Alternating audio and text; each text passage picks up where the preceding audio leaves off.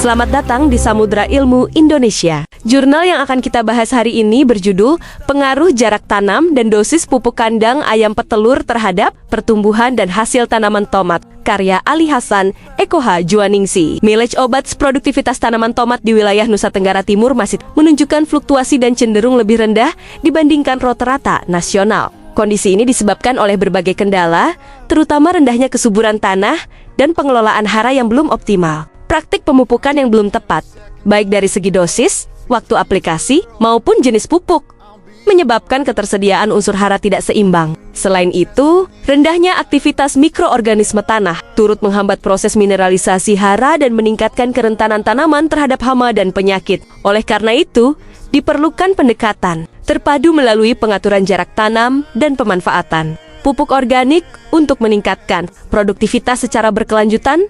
Metode yang digunakan adalah eksperimen lapangan dengan rancangan acak kelompok.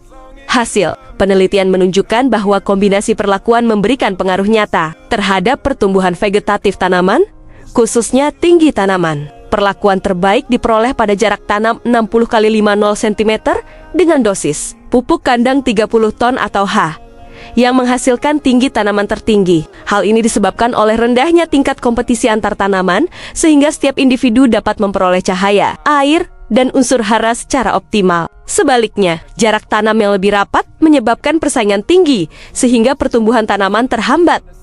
Selain tinggi tanaman, diameter batang juga dipengaruhi oleh jarak tanam dan dosis pupuk secara mandiri. Diameter batang terbesar diperoleh pada jarak tanam yang lebih lebar dan dosis pupuk yang lebih tinggi. Hal ini berkaitan dengan ketersediaan unsur hara, terutama nitrogen, yang berperan dalam pertumbuhan vegetatif dan pembentukan jaringan tanaman. Tanaman yang tumbuh lebih tinggi cenderung memiliki batang yang lebih besar karena membutuhkan struktur penopang yang lebih kuat pada fase generatif. Jumlah buah per tanaman dipengaruhi oleh interaksi kedua faktor perlakuan. Kombinasi jarak tanam 60 x 50 cm dan dosis pupuk 30 ton atau H menghasilkan jumlah buah tertinggi. Namun demikian, berat buah per tanaman dan per petak tidak menunjukkan perbedaan yang signifikan antar perlakuan.